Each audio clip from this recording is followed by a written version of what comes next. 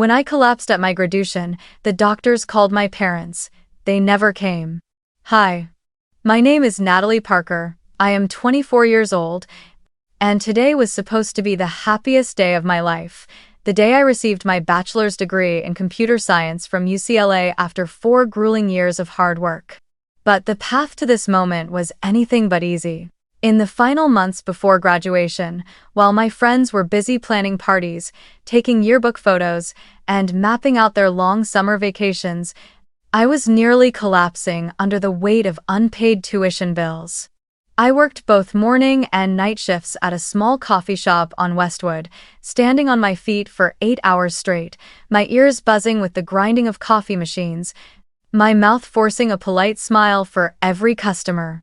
At night, I opened my laptop in the cramped dorm room, eyes bloodshot from exhaustion, taking on freelance programming jobs just to meet deadlines. Every line of code I typed felt like lifting a stone, but I couldn't afford to stop. If I slowed down, even for a moment, the little money I earned would slip away, and I had no other choice. My body began to break down. The sharp headaches came more often, and my vision blurred every time I stood up too quickly. My roommate, Rachel, begged me to rest more than once, but I only gave her a faint smile. I knew I didn't have the luxury of rest. If I didn't push myself, no one else would take care of me. I only had myself to rely on. I thought that if I could just make it to this milestone graduation, holding that degree with honors in my hands, then all the pain of the last 4 years would fade away. I would finally prove, to myself and to the world, that no matter how long I had been underestimated, I was worthy of stepping into the light. The graduation ceremony was held in the university's Grand Hall, decorated brightly with blue and gold banners, UCLA's signature colors. Hundreds of students in black gowns and square caps stood in long lines, their faces glowing with joy. The sound of applause and cheers from their families and friends filled the air, echoing like crashing waves. The atmosphere was saturated with pride and excitement, a kind of warmth I had never felt from my own family. I sat in the row reserved for my department, clutching my graduation cap tightly, my heart racing. In my mind, I kept replaying the image of my parents driving up from San Diego, my mom filming every moment on her phone, my dad stern but with a glint of pride in his eyes. I told myself that no matter how busy they were, they wouldn't miss this day. It was just a 2-hour drive, they had to be here. When the announcer called my name, Natalie Parker, computer science, summa cum laude, the hall erupted in applause. I stood, adjusted my gown, and walked across the red carpet toward the stage with a smile. The spotlight beamed down on me, my chest tightening with emotion. I glanced quickly toward the audience, searching for a familiar face, a comforting presence. But in the row reserved for my family, there were only cold, empty seats. No father. No mother. No one at all. My heart sank, the air seemed to vanish from my lungs. I tried to swallow the pain rising inside me, whispering excuses to myself. Maybe they were stuck in traffic. Maybe they would arrive a little late.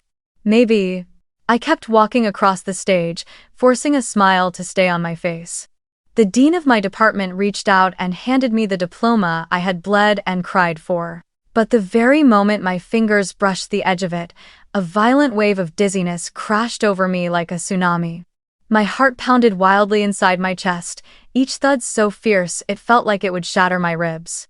My head spun, the stage lights blurring into blinding white spirals. Every face in front of me dissolved into warped, smeared colors. The sound of applause stretched into something strange and distorted, as if from another world. I tried to open my mouth, to say, "I'm fine," but the words caught in my throat. My breath seized, my body trembled, and my legs gave way beneath me. Then, before the horrified eyes of hundreds of people, I collapsed on the stage and fell headfirst into the abyss of darkness. In those last fragments of awareness, only one thought pierced through. Why, even on the most important day of my life, was I still standing alone? The first sound I heard when I opened my eyes was not the cheers of celebration, nor the voices of my parents calling my name, but the cold, steady beeping of a heart monitor beside my bed. The ceiling above me was sterile white, the fluorescent lights faint and unkind, the sharp scent of antiseptic searing into every breath and burning my throat dry. My body felt as heavy as stone, my left arm flaring with pain as I tried to move it, only then realizing a needle was lodged deep into my vein, connected to an IV bag swaying from a metal stand. It took me several seconds to gather myself, to finally grasp the truth. I was lying in a hospital bed at UCLA Medical Center, the closest hospital to campus. A calm, steady voice made me turn my head slightly. A middle-aged man in a white coat, a medical staff member, was checking my vitals. When he saw my eyes open, he gave a small nod. "Natalie Parker, can you hear me?" My throat was parched, my mouth dry as sand, so I could only swallow hard and nod. He continued, his voice carrying a trace of hesitation. "We called your parents.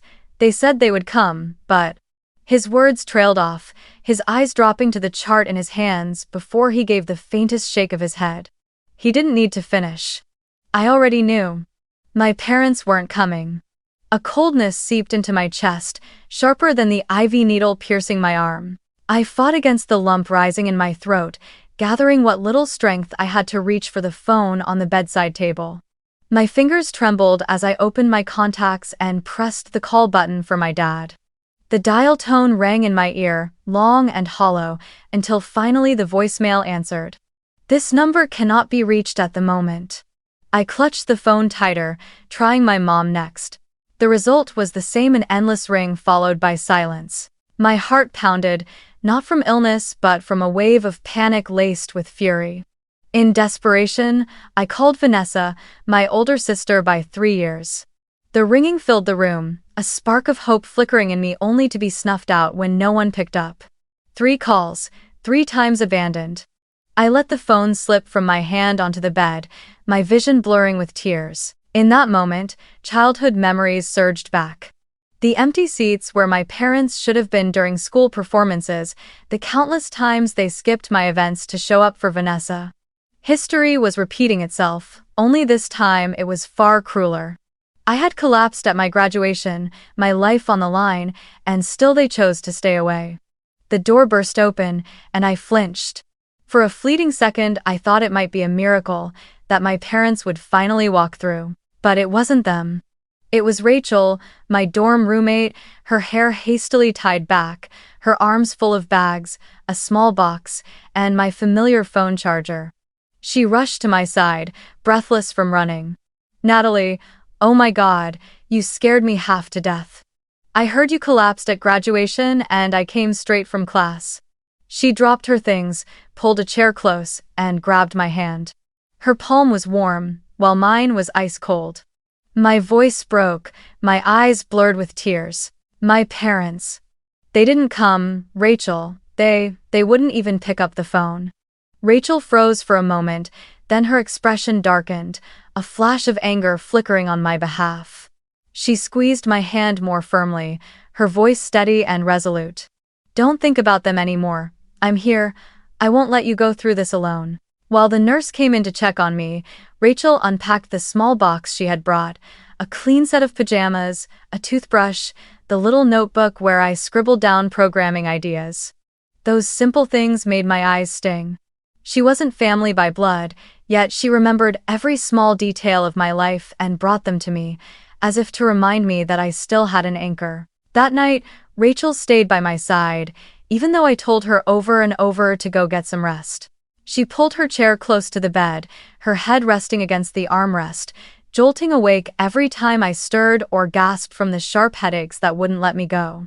When I opened my eyes in the stillness of the hospital night, I saw her slumped in the chair, brown hair falling across her face, breathing softly in sleep. And for the first time in my life, the painful truth hit me with clarity. It was those not bound to me by blood who stood beside me in my weakest moments, while my own flesh and blood disappeared as if they had never existed. Tears streamed down my cheeks, soaking into the pillow, and this time I didn't try to hold them back. I let them fall freely, blending with the steady beeping of the monitor, like a mournful song of truth. And deep inside, a new fracture carved itself into my heart. perhaps it was time to accept that I could never expect anything from my parents. The only person I could rely on was myself and the rare friendships that proved to be real, like Rachel.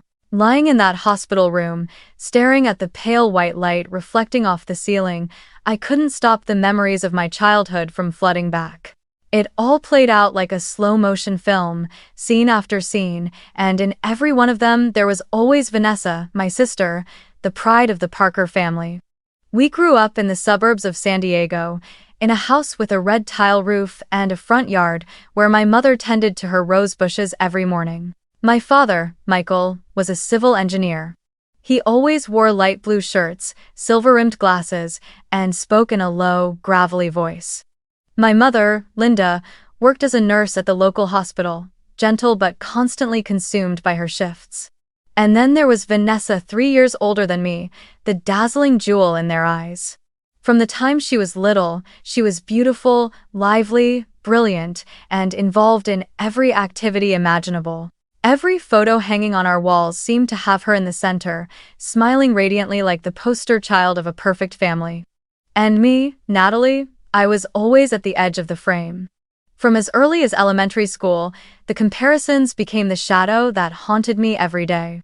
I remember clearly one parent-teacher meeting in 3rd grade when my teacher praised me for being diligent and creative in my writing. My father nodded, then turned and said, "Yes, but when Vanessa was in 3rd grade, she won 1st place in the whole district." His words were like a tiny blade, no blood, but a pain that lingered. And those cuts kept coming, again and again. When I scored a 95-inch math, my mother smiled before saying, "Vanessa got a perfect 100 at your age. Why can't you try a little harder?"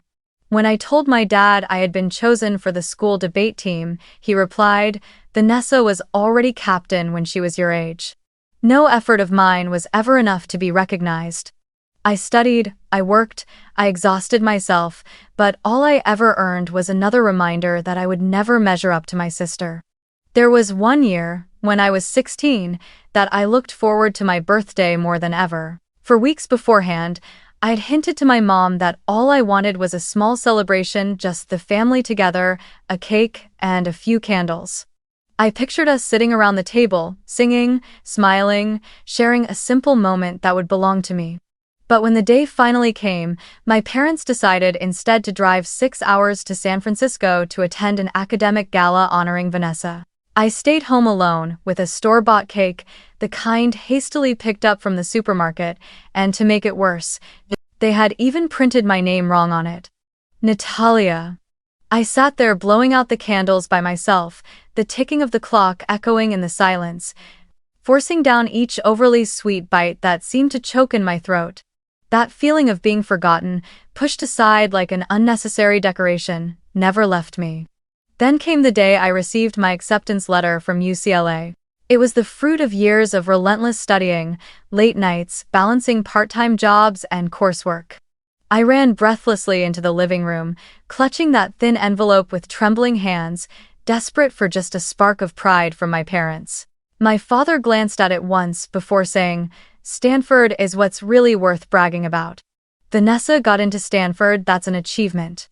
My mother sighed and added, "Los Angeles is too far. Why didn't you pick a school closer to home, something more convenient for the family?"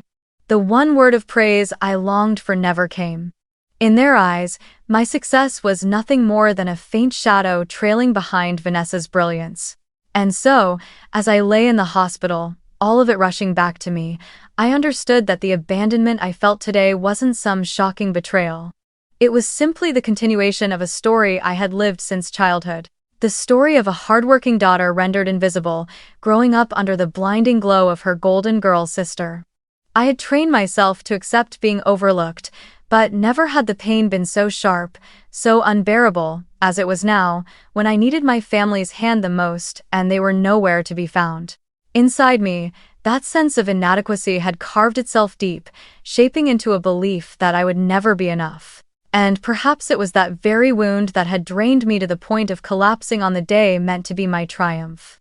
I had pushed myself beyond my limits to prove my worth, but the recognition I craved from my family, it was something I would never receive. There was a year, when I was 16, that I looked forward to my birthday more than ever before. For weeks, I had been dropping gentle hints to my mom that all I wanted was a small party, just the family together, a cake, and a few candles. I imagined us sitting around the table, singing, celebrating, sharing a simple moment that would be mine. But as the day approached, my parents decided instead to drive 6 hours to San Francisco to attend an academic award gala for Vanessa.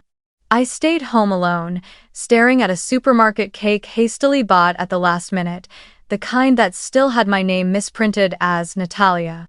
I sat there, blowing out the candles in silence, the ticking of the clock filling the room, forcing down each sweet bite that stuck in my throat. That feeling of being forgotten, of being pushed aside like an unnecessary ornament, has never left me. Then came the day I received my acceptance letter from UCLA. It was the result of years of relentless effort, long nights of studying, balancing shifts at part-time jobs, scraping by just to keep going. I rushed into the living room, clutching the thin envelope with trembling hands, praying for just one spark of pride in their eyes. My father barely glanced at it before saying, "Stanford is what's really worth bragging about. Vanessa got into Stanford, that's an achievement." My mother sighed, adding, "Los Angeles is too far. Why didn't you pick a school closer to home, something more convenient for the family?" The praise I longed for never came. In their eyes, my accomplishment was still nothing more than a shadow trailing behind Vanessa's brilliance. And so, as I sat in that hospital room, all those memories returning, I realized the abandonment I felt now wasn't some shocking new wound. It was just the continuation of a story that had shaped my entire childhood. The story of a hardworking daughter rendered invisible, always overshadowed by her golden sister. I had trained myself to accept being overlooked, but never had the pain been so raw, so unbearable, as it was in this moment when I needed a family's hand the most, and they were nowhere to be found. Deep inside, that sense of inadequacy had carved itself into me, hardened into a belief that I would never be enough. And maybe, that very wound was what had drained me to the point of collapsing on the most important day of my life. I had given everything to prove myself, but the recognition I so desperately wanted from my family, perhaps it was something I would never receive. My breathing grew heavy, my throat tightening. I scrolled down and saw more photos in the album. Vanessa had posted one after another.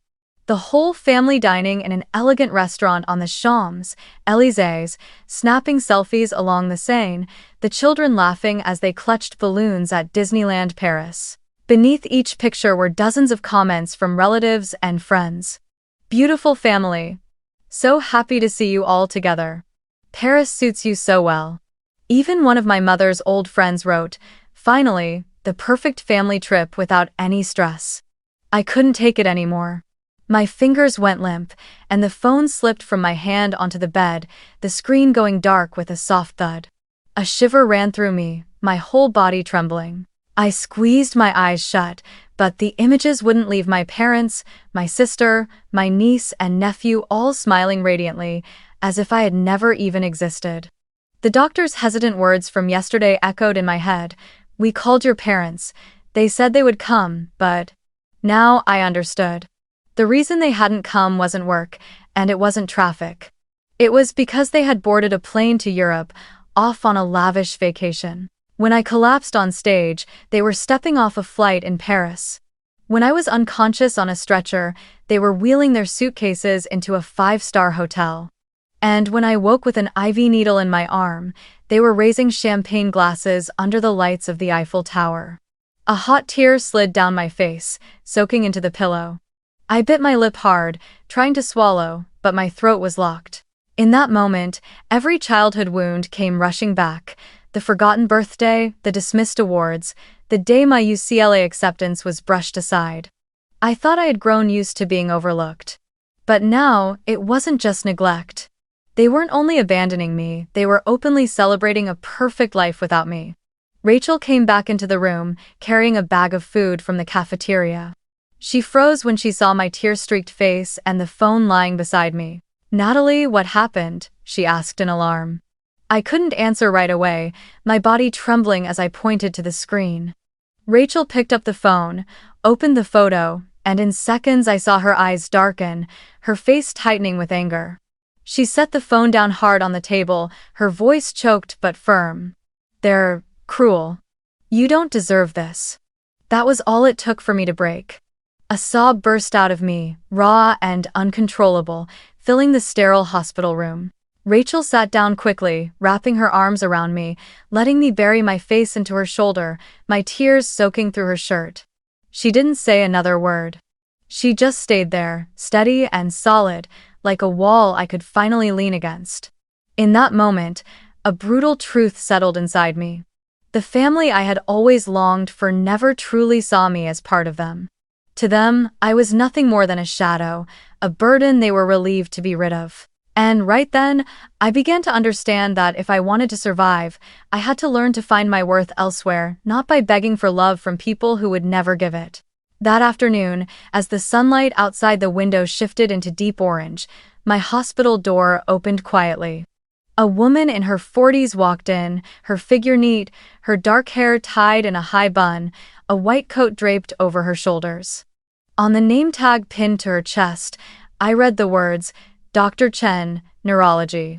She was followed by a nurse carrying a thick file, her face serious but her eyes gentle, as if she was far too familiar with the task of delivering bad news. "Hello, Natalie," Dr. Chen began, pulling a chair up to sit beside my bed. "We have the results of your MRI and several other tests. I'd like to explain them to you clearly." I swallowed hard, my heart racing. From the corner of the room, Rachel stood and came closer, resting her warm hand over mine. "You're not alone," she whispered. Dr. Chen opened the file and pointed to a black and white scan, the outlines of my brain starkly displayed. I stared at the film, but all I could make out were faint white spots. She gestured toward a pale circular area, her voice steady. "Here, we found a small mass. It isn't cancerous. Most likely, it's a meningioma, a benign tumor growing from the membranes around the brain. But the problem is its location. It's pressing against a nerve, which explains your symptoms. The persistent headaches, dizziness, fatigue, and, ultimately, your collapse." A chill spread through my entire body. My ears rang, and the beeping of the heart monitor suddenly felt deafening. "A tumor?" I stammered, my throat dry as dust. Dr. Chen nodded slowly. "Yes. The good news is we caught it early. The bad news is, if left untreated, it will continue to grow, leading to complications. Blurred vision, seizures, even life-threatening consequences. The most effective treatment is surgical removal." My mouth fell open, my eyes locked on her, silently pleading for her to say I only needed medication, maybe just rest. But no such words came. The word surgery thundered in my ears like a bolt of lightning. Rachel tightened her grip on my hand. I trembled. "Soon? How soon?" I whispered. "Doctor." Chen hesitated before answering. "Preferably within the next 1 to 2 weeks. We don't recommend delaying." I drew in a shaky breath, fighting the urge to break down. Brain surgery at 24, when I should be thinking about my first job after graduation, about new beginnings. Instead, I was facing an operating table, scalpels, and risks so terrifying they made me shiver just hearing them spoken aloud. As if to deepen the blow, Dr. Chen went on. "The cost of surgery and post-operative care is quite high. Because the tumor is located so close to the central nerves, we'll need a specialized team and advanced equipment. I know this isn't easy to hear, but you need to understand clearly. The hospital has already contacted your insurance company, but your current plan will only cover a portion. The remaining balance is substantial." My stomach dropped into a hollow void. Substantial. How much? I asked, though my voice sounded like it belonged to someone else. The nurse glanced at me, then set a printed estimate on the table beside the bed. I looked down at the figure, and my vision went dark. $85,000. A number capable of crushing any newly graduated student, especially one who had worked herself to exhaustion just to pay off tuition. My lips split as I bit down too hard. I don't have that kind of money. I just finished paying my tuition." I. I. My voice broke, collapsing into ragged sobs. Dr. Chen placed a hand gently on my shoulder, her voice softening. I know this is difficult news to accept, but Natalie, your health has to come first. We can discuss financial aid options, hospital grants, support programs, but the final decision must come from you. You may want to consider calling your family. A bitter laugh escaped me, harsh and hollow in the sterile room. Call my family? My family was in Paris, raising champagne glasses, smiling under the lights of the Eiffel Tower. They weren't there when I collapsed, and they didn't pick up when I called. I thought of the caption under yesterday's photo. Family trip in Paris finally, no stress, no drama. In those words, I was the drama they were so relieved to leave behind. How could I possibly find the courage to call and beg them now? After the doctor left, Rachel pulled her chair close and wrapped her arms around me. Natalie, you're going to get through this. I'll be here with you. We'll find a way. I leaned my head against her shoulder as the tears poured down like a river. My voice came out in a whisper. Rachel, I don't have anyone else to lean on. My parents won't answer, Vanessa stays silent, and now, when I need them the most, they've disappeared. End quote. Rachel didn't answer right away.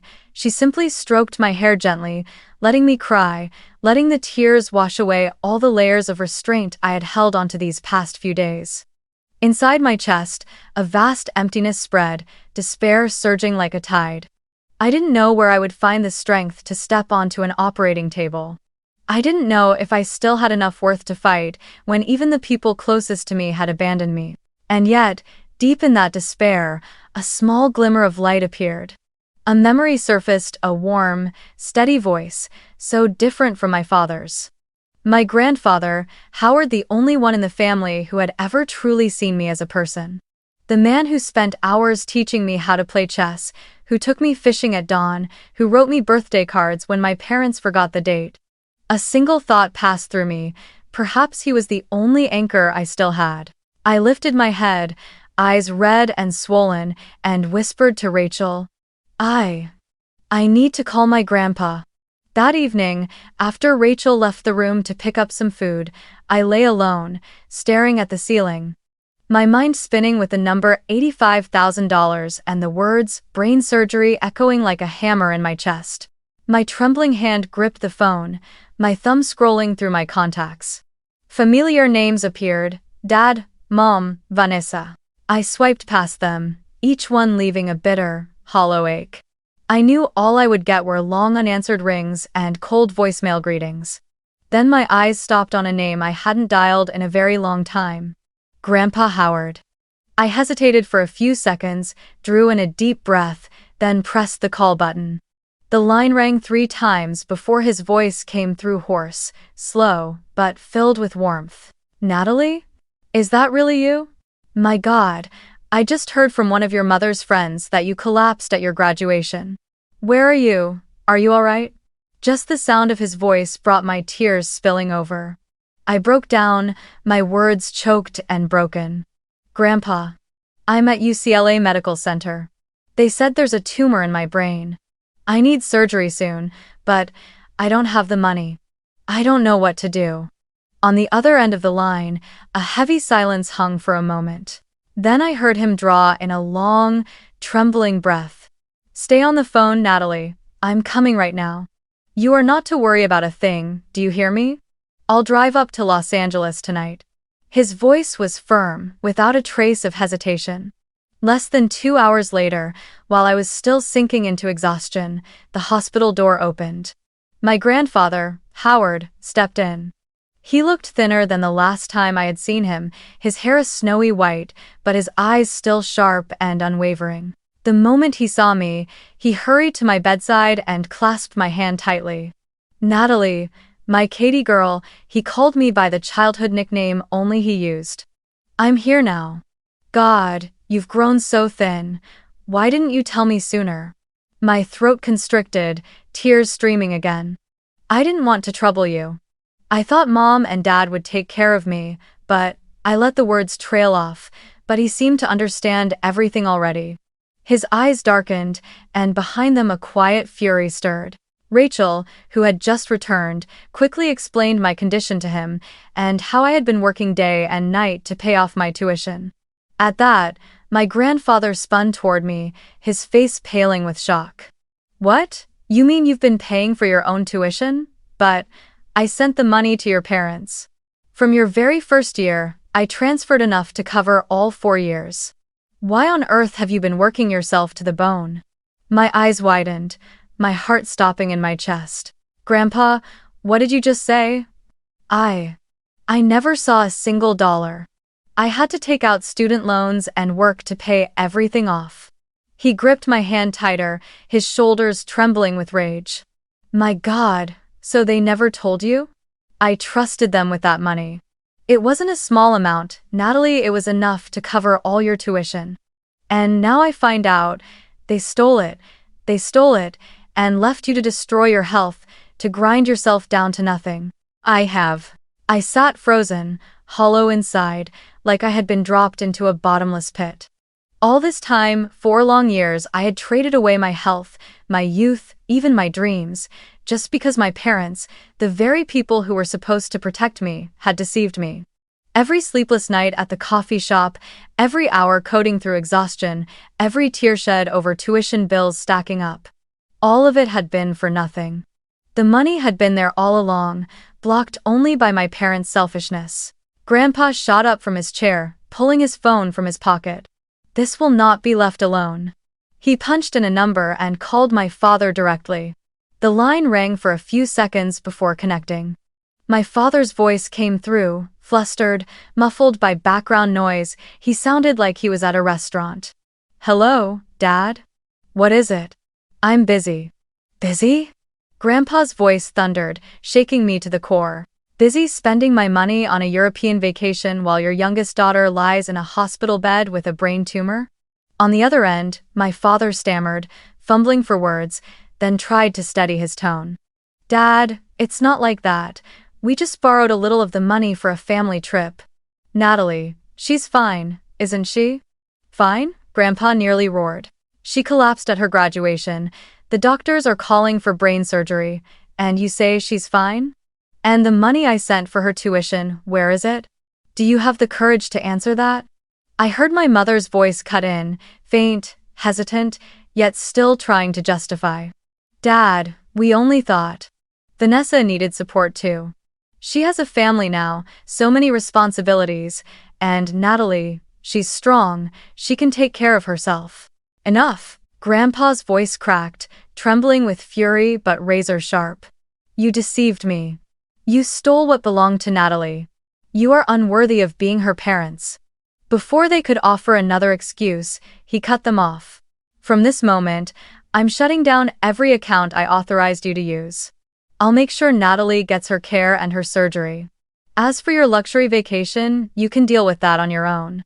He ended the call, his hands shaking but his eyes blazing. Pulling out his wallet and his backup phone, he tapped quickly on the screen.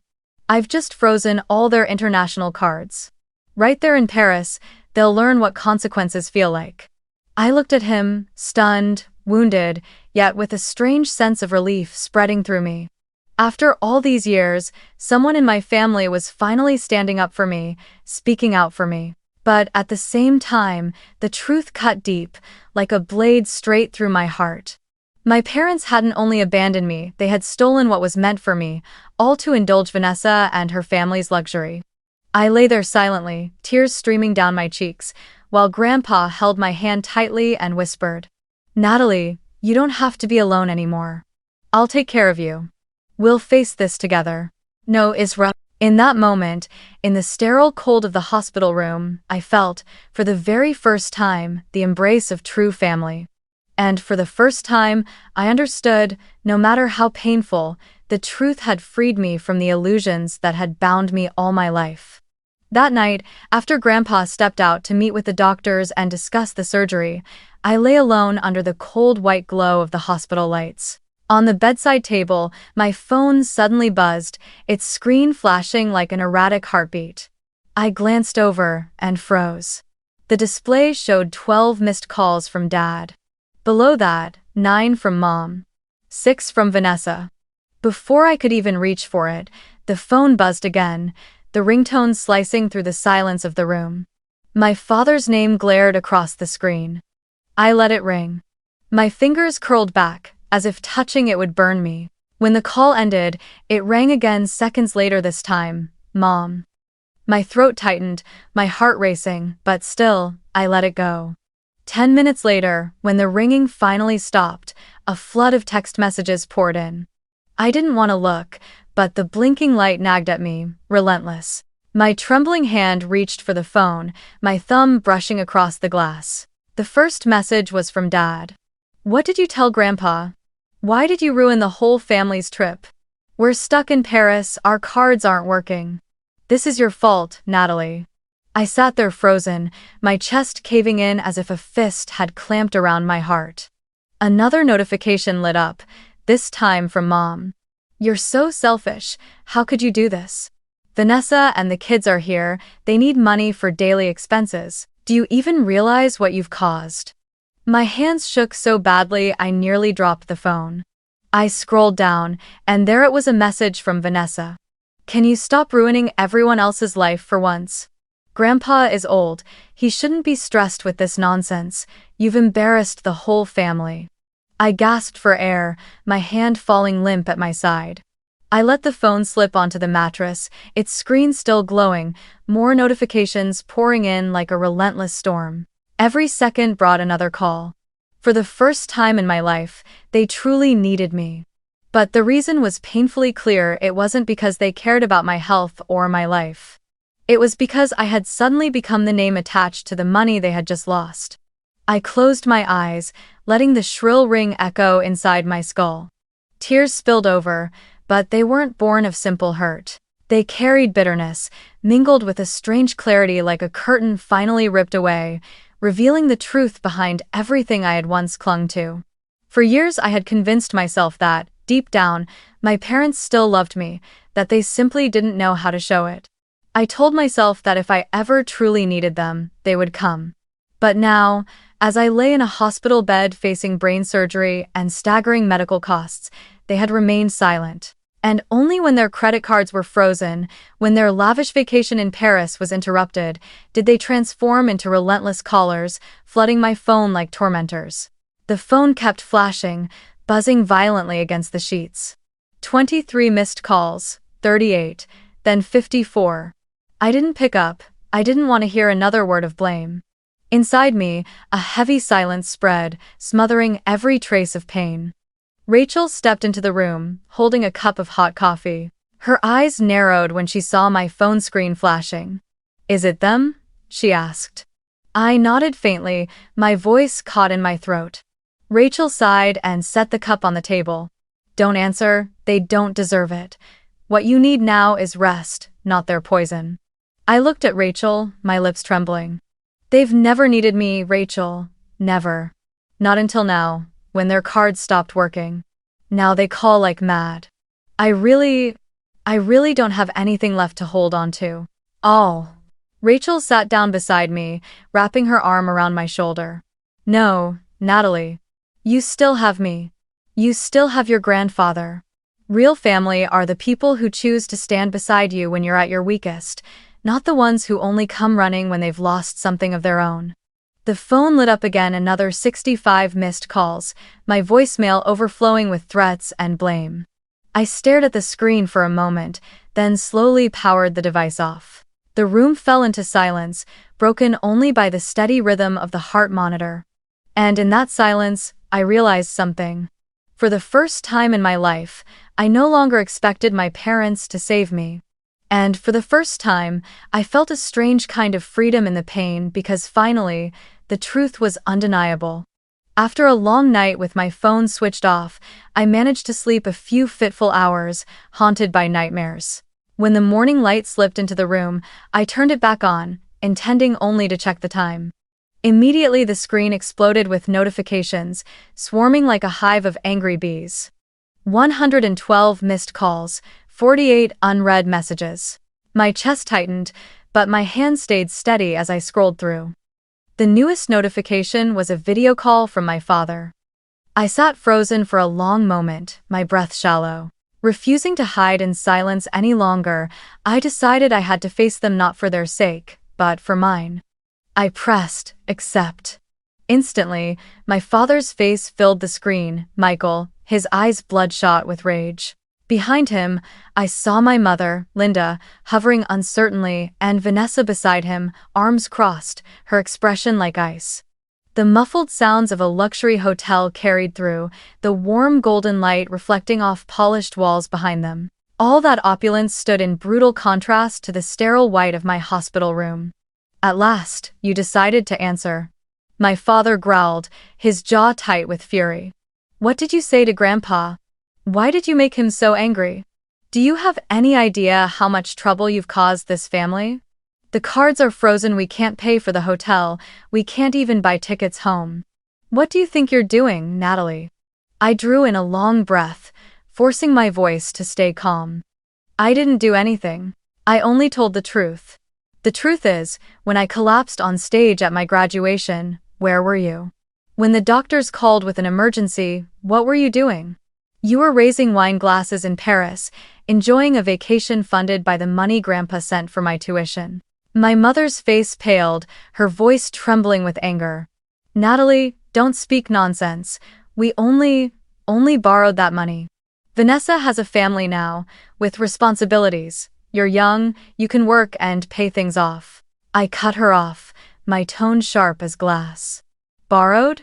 For 4 years I destroyed my health, working from morning until midnight, juggling classes and debt. I collapsed in a coffee shop, and then again at my graduation, because I was worn to the bone.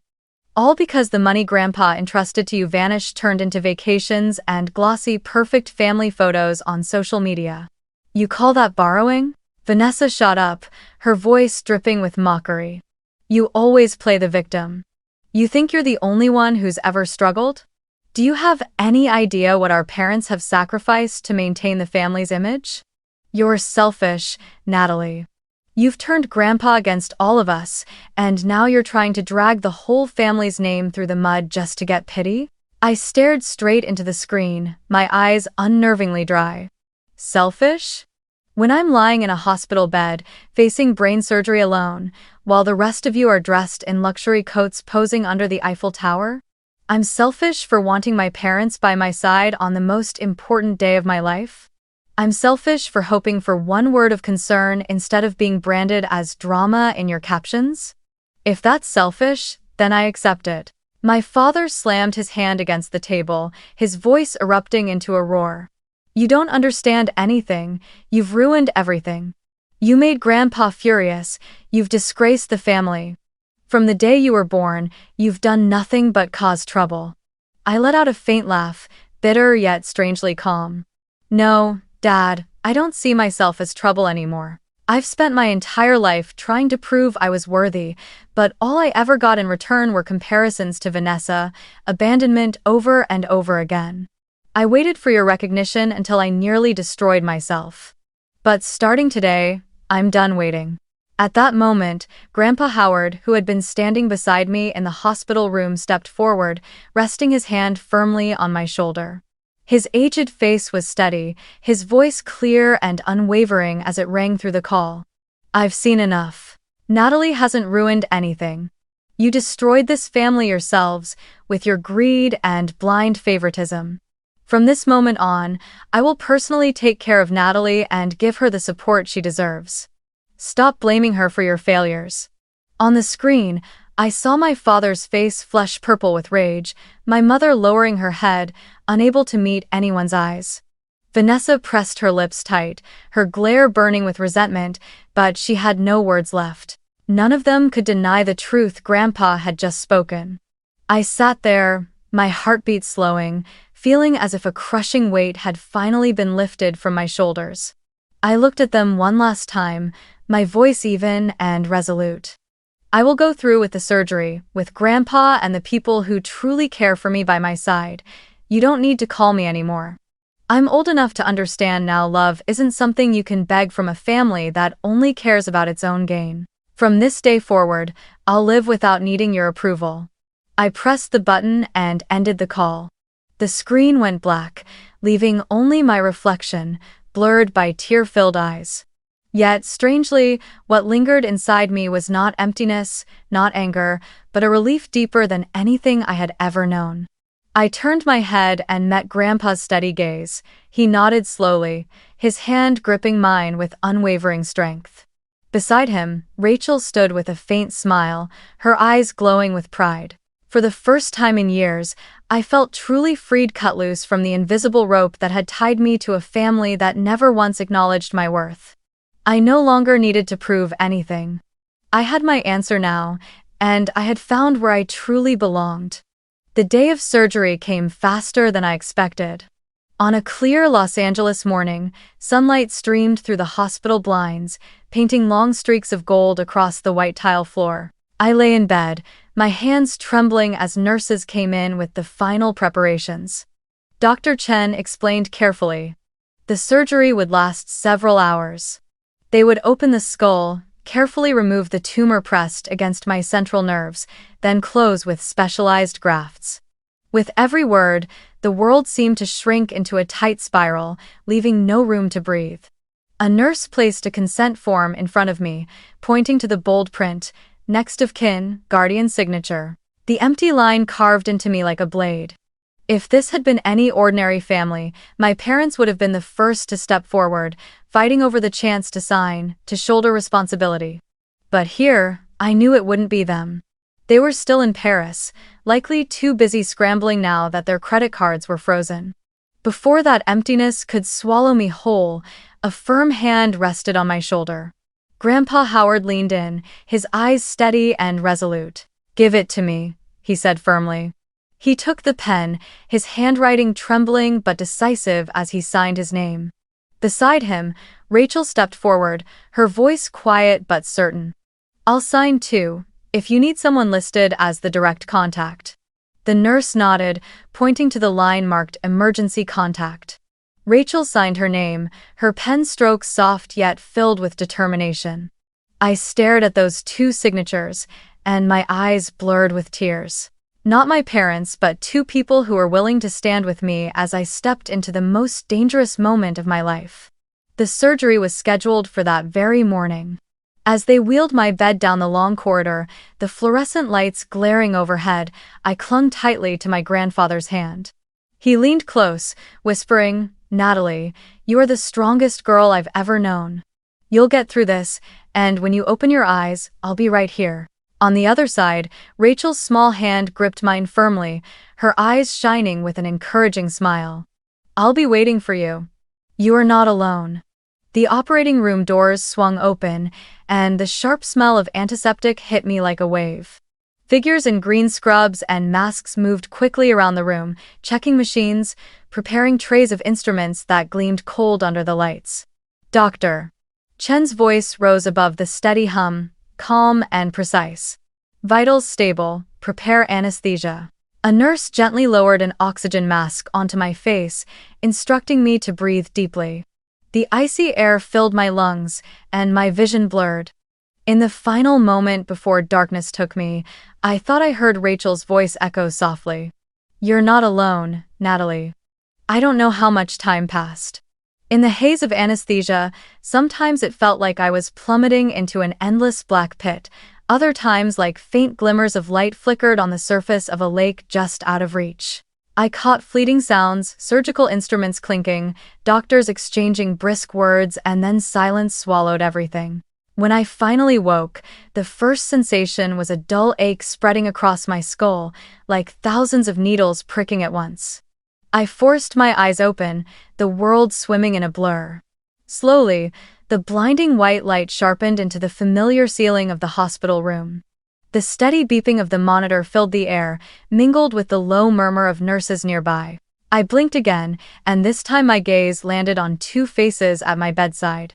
Grandpa Howard, his hair pure white, deep shadows under his eyes from staying awake through the long hours of surgery, was leaning forward, clutching my hand tightly.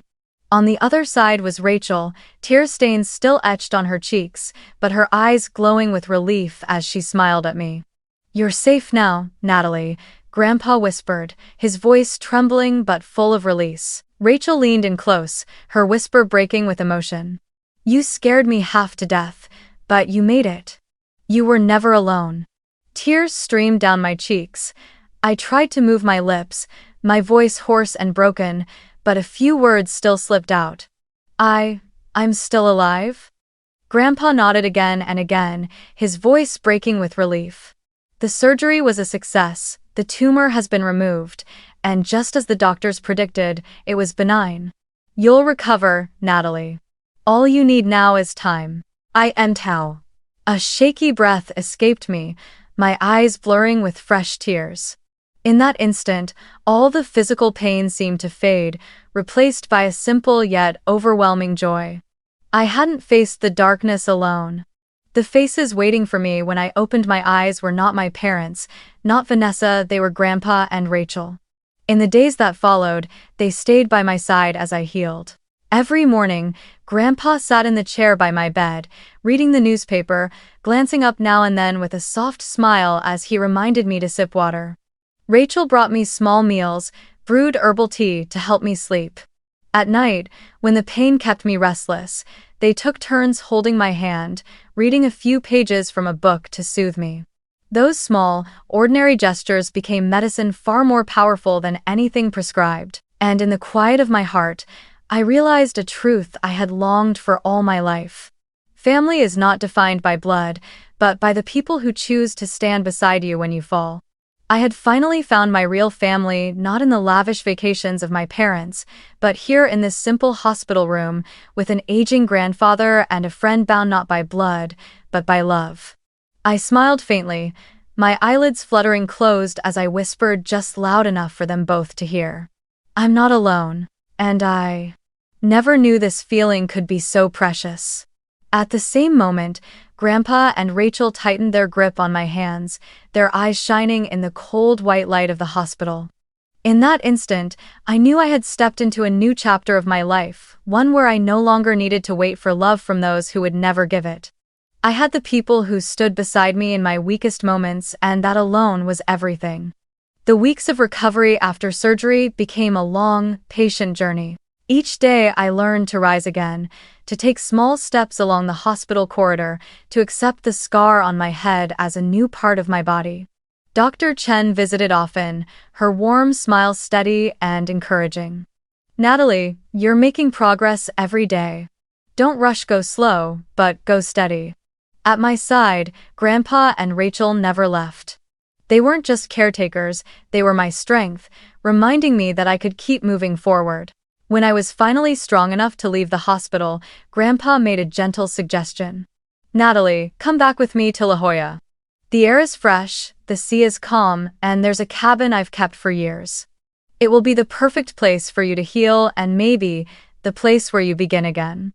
I hesitated only for a moment before agreeing. I knew returning to the old house in San Diego would only reopen scars, but La Jolla, where I had once spent peaceful summers with Grandpa, felt like the chance for a new beginning.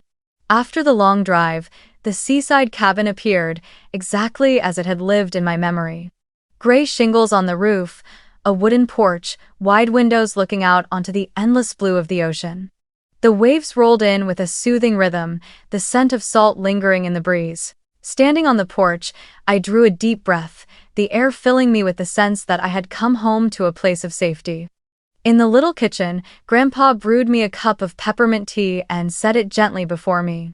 His voice was calm but firm, carrying the weight of everything he had witnessed. Natalie, I know you've carried more than your share of pain. But from now on, you don't need to look back. You can finally begin to live for yourself. I lifted my head and saw Grandpa place a thick envelope on the table. He slid it toward me, his eyes firm yet gentle. This is money I've set aside. At first, I intended to transfer it to your parents to take care of you, but now I know the only person worthy of managing it is you. Use it to do what you truly want. I opened the envelope and found a stack of bank checks inside. My chest tightened, my eyes burning. Grandpa, I can't, but he shook his head. This isn't charity. This is trust. I believe you'll know what to do. In the nights that followed, I sat on the porch of the cabin, listening to the waves and thinking about the future. I remembered the kids who used to come into the cafe where I worked, asking me for help with math homework or showing me little robots they were trying to build. I remembered the joy in their eyes when they finally understood something new. Slowly, an idea began to take shape, an online education platform that would teach programming while encouraging creative thinking for high school students. I wanted to create the kind of tool I had once wished for when I was young, a place that could make me feel valued, instead of constantly compared. One evening, as the sunset painted the sea red, I shared the idea with Rachel. She listened closely, her eyes lighting up. "Natalie, that's brilliant, and if you want, I'll help you build it. I'm not the coder you are, but I have project management and organizational skills. We could complement each other." I took Rachel's hand, and for the first time in years, I felt I didn't have to carry everything alone. We started with small steps. Using the funds Grandpa had given me, I bought servers and hired a small group of bright young students from UCLA to join the project. Rachel took charge of outreach, connecting with local schools, persuading teachers to pilot the software. Every day, the little seaside cabin transformed more and more into an improvised office. The kitchen table covered in laptops, a whiteboard propped in the living room, late-night work sessions buzzing with energy and purpose. In the very first month, we launched a trial version at a high school in La Jolla. More than 30 students signed up. I went there myself to observe, and when I saw the kids rushing over, eager to show me their very first lines of code, my heart nearly burst. One shy boy said softly, "Miss Natalie, this is the first time coding has ever felt as fun as playing a game." I smiled, and a pride unlike anything I had ever known swelled inside me. Word spread quickly. Soon, other teachers in the area began reaching out. By the third month, we had over 200 active accounts. Rachel built an official website, while I worked day and night to improve the features. Grandpa often sat in the corner of the room, watching us with a smile. "You kids remind me of when I built my first company," he said once, his eyes glimmering. "This energy, this fire, that's what youth is all about." Every evening, when the work slowed down, I would walk to the shoreline, watching the waves crash endlessly into the sand. And it struck me that I had truly stepped into another chapter of life, no longer waiting for my parents to call my name, no longer craving their praise. I had found a path where I could write my own name into the canvas of the world. And when I thought back on everything I had endured, I didn't feel as bitter as before. Because without those wounds, I might never have learned to treasure the value of building something with my own hands together with those who genuinely believed in me. Now, I no longer defined myself through the eyes of my parents or the shadow of Vanessa. I defined myself through the smiles of the students learning from my program, through the bond I shared with Rachel, and, above all, through the unwavering trust Grandpa had placed in me. A new life had begun. Not a perfect life, but a real one, a life where I could live by my true worth, surrounded by love from those who chose to stay, not from those who only remembered me when it served their needs. Sunset in La Jolla always seemed to linger, as if the sky itself was reluctant to let go of the day's gentle light. Before me stretched a horizon brushed with gold, orange, and violet, blending together into a romantic canvas that seemed to spill endlessly into the sea. The waves rolled in, their white crests tumbling onto the shore before dissolving into soft foam, the murmuring of the ocean like a lullaby soothing my soul. I sat on the wooden porch of the cabin, a light blanket draped over my shoulders, with Grandpa Howard on one side and Rachel on the other. 3 people, 3 generations, and yet, strangely, I had never felt such a sense of belonging. Grandpa lifted his cup of tea, sipping slowly, his eyes reflecting the last glow of the sun. Rachel rested her chin on her knees, gazing at the sea with bright, thoughtful eyes, her light brown hair drifting gently in the breeze. I sat in silence, my chest swelling with something new, something rare, peace. No phones buzzing relentlessly. No cold accusations, no bitter comparisons. Only the waves, the wind, and 2 people who sat beside me wholeheartedly. My thoughts wandered back across the road I had traveled. From the moment I collapsed on stage at graduation, to the lonely nights in the hospital, to the sting of seeing that Paris photo captioned, "No drama." I had once believed those wounds would follow me forever. But then, through the surgery, through Grandpa, through Rachel, I had walked out of that darkness. I realized there are ties not worth holding onto. Some bonds, no matter how much we call them family, do nothing but make us bleed. Grandpa turned to me, his eyes soft and kind. "Natalie, looking at you now, I see the little girl who used to sit by the lake with me, fishing. Back then, you always asked, 'Grandpa, am I good enough?' Today, I want to tell you once more, you're not only good enough, you are stronger and braver than anyone I've ever known."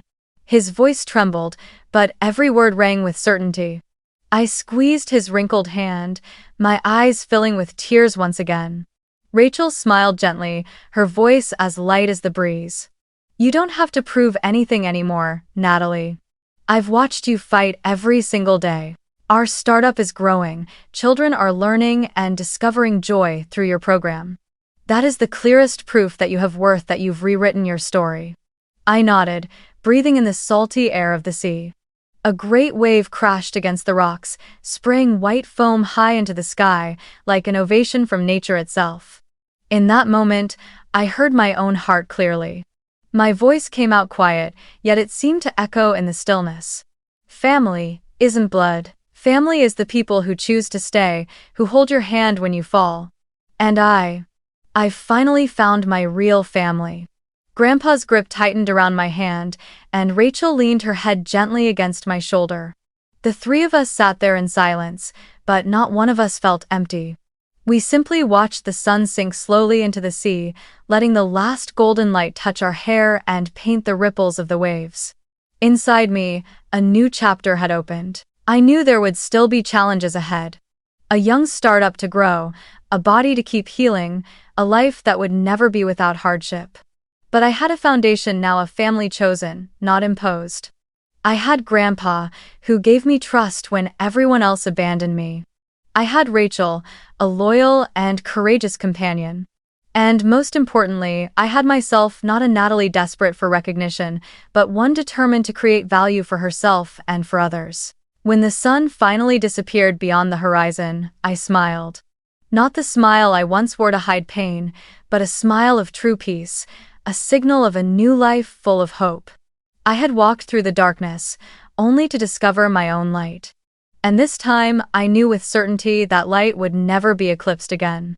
If you've ever been hurt by your own family, remember this: your worth is never defined by neglect or harsh comparisons. True family isn't just blood, it's the people who choose to stand by you, who hold your hand when you're at your weakest.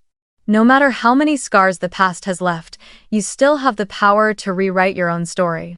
Believe that you are worthy of love, worthy of happiness, and that the light you discover within yourself will never again be overshadowed.